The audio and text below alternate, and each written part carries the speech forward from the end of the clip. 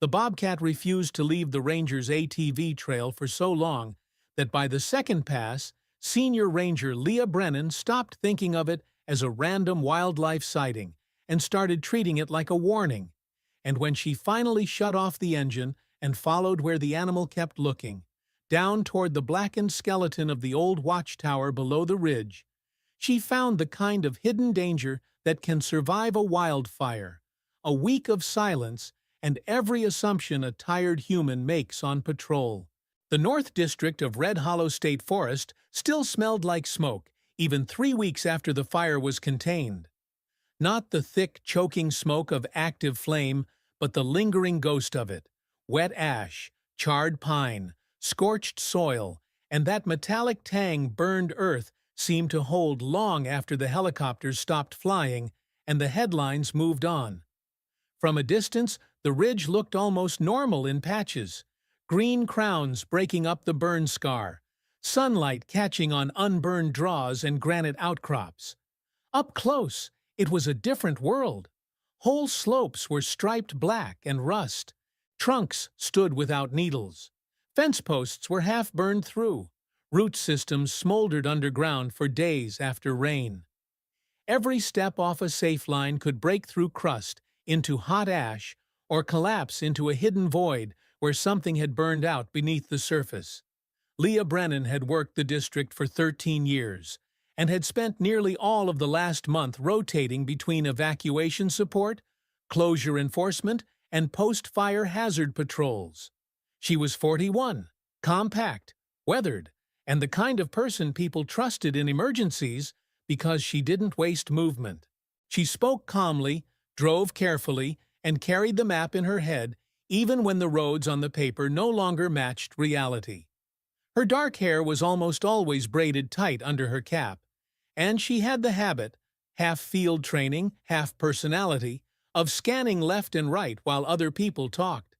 In the first week after containment, she had helped escort residents back to cabins with melted propane lines, cut open a blocked gate for a medic unit, and spent one grim afternoon flagging trees likely to fall across the access road after the next windstorm. By the time the story began, she was running on bad coffee, short sleep, and the stubborn competence that gets people through the long middle of disaster work. Her assignment that morning was routine by post-fire standards. Ride ATV patrol, Route 6A along the North Ridge, verify closure signs were still in place, check drainage culverts before forecast rain, and inspect the perimeter around the burned lookout spur where the old volunteer watchtower had been lost in the fire. The tower itself was no longer in service. An old wooden observation platform decommissioned years ago after a newer steel tower went up farther east. But the remains still mattered. Burned structures could conceal unstable debris, hot spots, leaking fuel from maintenance caches, and curious trespassers looking for dramatic photos. Leah left the district station before sunrise with a thermos in the rear rack, a trauma kit strapped beside it, and a radio clipped to her vest. The ATV growled up the service road through pale dawn light, tires crunching over gravel and cinders. Here and there she passed islands of surviving brush where quail darted into cover. In the blackened sections, silence sat differently. Too open, too still, broken only by the engine and the occasional crack of a burned branch falling somewhere out of sight. By 6:20 a.m., she had cleared the first gate check, photographed a washed shoulder near mile marker 3, and logged one downed hazard tree for chainsaw crew removal. She was heading into the narrower section of 6A, where the trail traced the ridge above a steep drainage, when she saw movement ahead in the beam of the ATV's front lights. At first she thought it was a fox. Then it stepped fully into the trail and stopped. A bobcat. Adult, lean, smoke-dulled coat with darker striping along the forelegs, black ear tufts sharp against the pale ash-gray morning. It stood in the center of the ATV track, body angled sideways, not crouched to spring, and not in the quick, uncertain stance of an animal about to bolt. It looked directly at the machine, then turned its head downhill toward the burned slope below the trail. Leah eased off the throttle instinctively and rolled to a slower crawl. "Morning to you too," she muttered. The bobcat moved 10 feet ahead, then stopped again. It looked back at her, then toward the slope. Leah frowned. Wildlife sightings on patrol weren't unusual, even after fire. Deer, coyotes, bears, and bobcats all moved unpredictably around burn scars while searching for cover, prey, and surviving water sources. But most of them wanted nothing to do with an ATV. They crossed and disappeared. They did not stay in the trail. She gave the horn a light tap. The bobcat flinched, but didn't leave. Instead, it trotted a short distance farther along the track, stopped at a bend where the ridge opened toward the old Watchtower drainage, and turned downhill again, tail twitching once. Leah slowed, almost too idle. "Okay, that's odd." She keyed her radio. "North Base, Ranger Brennan on 6A. Dispatch came back through a burst of static. "Go ahead, Brennan." "Nothing urgent yet. Logging unusual wildlife behavior near Old Watchtower Spur. Adult bobcat lingering in trail, repeatedly orienting downslope." A pause. "Copy. Unusual wildlife. Need assistance?" "Negative. Just noting in case I circle back." "Copy." Leah continued another 30 yards, and the bobcat did the same. Always just ahead, always on the trail or immediately beside it, never more than a few seconds out of sight. At the overlook bend above the old Watchtower drainage, it stopped dead in the center of the track and let out a harsh, rasping call that cut through the engine noise. Leah braked. The call came again. The cat turned and stared downhill through a stand of burned snags toward the lower bench where the old Watchtower had stood. That bench was technically off-limits until a full structural hazard sweep could be completed. She had planned to inspect it from the upper trail and note visible conditions only. But now, with the bobcat planted in the trail and acting like a metronome of urgency, she felt the shift every good field ranger learns to trust. The moment something stops being strange and becomes worth checking. She shut off the ATV. The silence rushed in around them, wind moving through dead branches, distant woodpecker taps from an unburned pocket, the faint ticking of cooling engine metal. The bobcat remained where it was for a few seconds, chest moving fast, then paced to the edge of the trail and looked downhill again. Leah slid off the ATV, clipped on her gloves, and scanned the slope. The burned watchtower sat on a lower shelf about 80 yards below the ridge trail, accessible by an old maintenance path now partly blocked by fallen limbs and erosion. What remained of the structure was visible through the trees: a collapsed black lattice of timbers, twisted stair railing, and a square concrete footing ringed by ash and debris. The ground between the trail and tower bench was a mess of hazards: loose rock, burned roots, widowmakers overhead, and patches where fire had undercut the duff and left fragile crusts. "Not my favorite suggestion," she said softly, eyes still moving. The bobcat gave one low rasp and paced back toward the ATV, then returned to the trail edge, as if checking whether she was following. Leah didn't anthropomorphize wildlife on duty. She had no patience for fairy tale field narratives. But she did believe in observed behavior, and this animal was persistent in a way that overrode convenience. She keyed the radio again. "North Base, Brennan. I'm stopping at the Watchtower overlook to investigate possible hazard downslope. If I'm off radio for a few minutes, I'm below the trail at Old Bench." Dispatch answered immediately, more alert this time. "Copy, Brennan. Use caution. That area is still marked unstable." "Always do."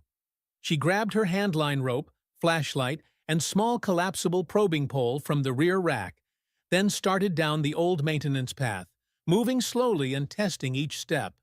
Ash puffed up around her boots. Twice she stopped to detour around partially burned root holes hidden under gray crust. The bobcat did not follow directly beside her. It moved parallel through the surviving brush pockets, appearing and disappearing between black trunks, always lower than the trail but higher than the tower bench, keeping her in view. Halfway down, Leah stopped and listened. At first she heard only wind and the dry clatter of dead branches touching. Then something else. Faint, intermittent. A scraping sound. Metallic, irregular, followed by a dull thump. Her grip tightened on the probing pole. That was no animal movement in brush. She moved faster, still careful, and reached the upper edge of the watchtower bench, where the ground leveled briefly before dropping to the collapsed structure. The old tower was worse up close than it looked from the ridge. Most of the wooden frame had pancaked inward. Charred planks leaned across the concrete pad. One corner support had fallen into the lower side of the bench, partially burying a storage alcove that volunteer crews once used for tools and weather gear. A rusted water tank sat warped on its stand. The smell here was stronger. Wet charcoal, old smoke, and a faint whiff of gasoline. Leah froze. Gasoline? She scanned for sheen, canisters, anything leaking. Then she heard the scraping again, sharper now, from beneath the collapsed lower stairs and timber pile on the downhill side of the tower. "Hey!" she called. "Ranger service! If someone's there, call out!" For one terrifying second, there was nothing. Then a weak voice, muffled and hoarse. "Help!" Leah's blood went cold. She dropped to one knee near the edge of the debris field, careful not to step onto unsupported timbers.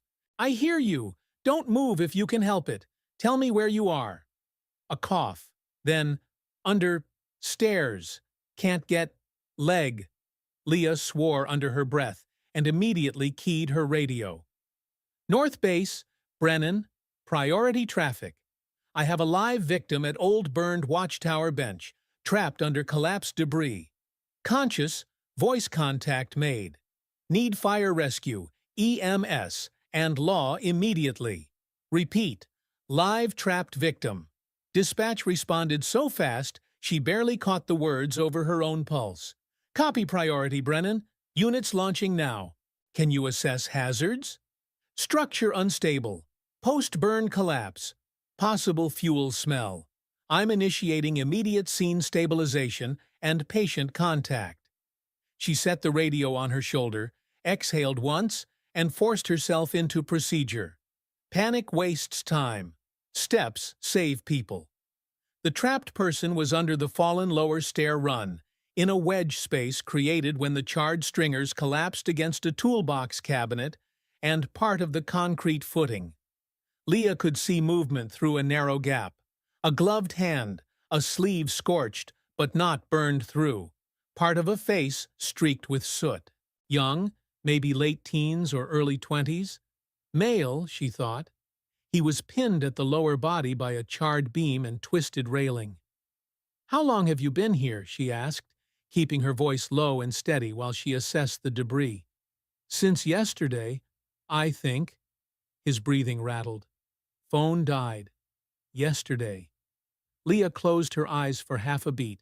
There had been reports all week of people slipping through closure lines to photograph burn scars, metal detector hobbyists poking around old sites, and urban explorers filming tower ruins for social media. The old Watchtower bench had likely drawn one of them, and then given way under unstable debris. "Name?" she asked. "Evan." "Okay, Evan. I'm Leah. Rescue's coming.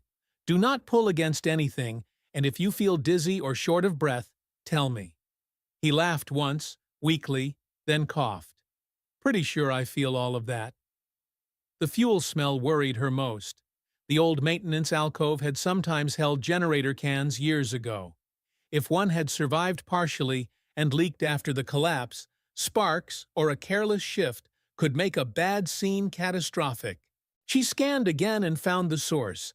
A dented red fuel can pinned under debris 10 feet away. Cap missing, contents mostly gone. No active pooling near Evan's position. Good, but not good enough to ignore. Leah needed to do two things at once: improve his airway/heat and prevent further collapse without trying a solo extrication that could crush him. She used the probing pole to test around the debris perimeter, identifying what was load-bearing and what was loose. The main charred beam across his lower body looked partially braced by twisted railing and a toolbox cabinet. Moving one without cribbing could drop the other. She backed off any urge to just lift it. "Evan, can you move your hands?" He lifted one weakly. "Can you feel your feet?" A pause too long to like. "One, not the other, maybe. Leg hurts bad." "Okay, don't force it." She pulled a thermal blanket from her kit, folded it narrow, and worked it carefully through the gap to cover his chest and shoulders without disturbing the beam. Then she passed in water from a squeeze bottle one sip at a time, watching for coughing. He swallowed greedily, then slowed when she told him to. His lips were cracked. He looked exhausted, cold, and close to slipping. Above the bench, a rough, rasping call sounded from the slope. Leah looked up instinctively. The bobcat stood on a blackened log just beyond the bench edge, not close, but in full view. It watched her, then the tower, then the path above. "Yeah," she said quietly, more to steady herself than anything else. "They're coming." Minutes stretched badly in rescue scenes.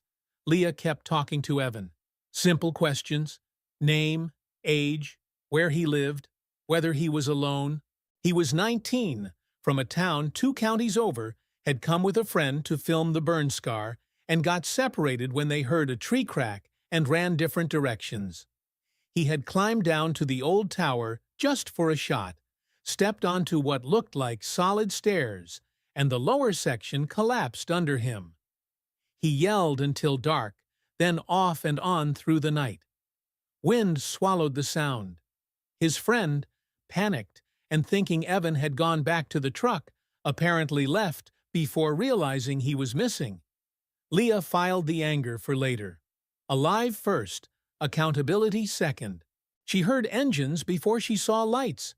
Forest rescue, UTVs, and county fire units laboring up the service road. Relief moved through her like heat. She radioed a quick update and marked the safer descent line with orange tape from her vest. The first team down was County Fire Rescue led by Captain Nora Bell, a compact woman in her 50s with enough structural collapse experience to make everyone around her calmer just by arriving. 2 firefighters followed with cribbing blocks, stabilization struts, and a medical pack. Behind them came a paramedic team and Deputy Sam Ortega from County Law. Nora took one look at the collapsed stair run and fuel can and nodded once at Leah. "Good call, not touching the beam." Leah stepped back just enough to hand over the scene and give her briefing. Victim location, voice status, suspected lower body entrapment, fuel can position, unstable charred members, route hazards, and one unusual variable she almost left out before deciding facts were facts.